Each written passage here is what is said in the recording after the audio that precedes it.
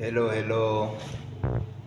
Ninawasalimu nyote mahali mupo, ninaamini mko sawa. Ningependa kuongea pia neno nimeliita biu ama kuwa wewe, na ningependa tusaidiwe na neno ambalo liko katika kitabu cha 2 Timothy chapter 2:20 to 21. Kwa inasema katika nyumba kubwa huwemo vyombo vya aina mingi. Kuna vyombo vya mchanga, vya dhahabu, vya fedha, vya miti. Na 21 inasema yule atakayejitakasa atakuwa chombo cha heshima kitakachomletea utukufu Bwana, na kifanye kazi ambayo kimeitiwa kufanya.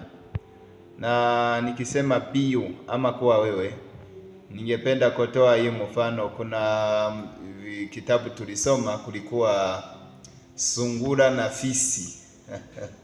Sungura na fisi wamekubaliana, wakasema tuende kuomba mrembo ndio tukafanya harusi hata sisi. Wakati wamekubaliana hiyo, fisi akaambia sungura, so we utajifanya mtu. Sungura akaambia fisi, hapana, nijifanye mtu na misi moto. So ningependa kusema nini? Ijapokuwa tumeitwa kwa viwango tofauti, sisi wote ni wa maana. Sungura akajua mimi si mtu, hakuna haja nijifanye mtu. Ninajua mimi kuna viwango vyangu, ninaweza kuendea sungura kuliko niende kujifanya mtu na mimi si mtu.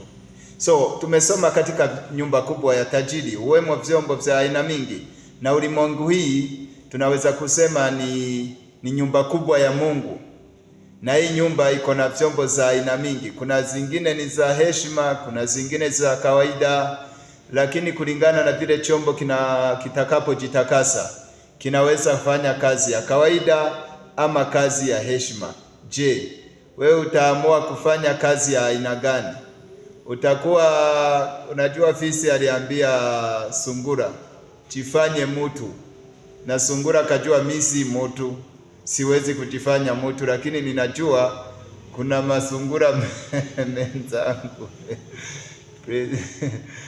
yani akasema siwezi kujifanya mtu ndio nipewe, lakini watu wanaweza kupeana katikati yao, sio mimi kujifanya mimi ni mmoja wao. Akajua hivyo na akakataa kujifanya. So sisi wote ni vyombo vya heshima, sisi wote ni vyombo vya maana. Inabidi sisi tukaweze kugundua siri, tusimame katika pengo kwa mwanya wetu, tufanye kile ambacho kinatoshana na kulingana vile tumeitwa. So be you, kuwa wewe. Mungu awabariki sana. Amina, na wapenda.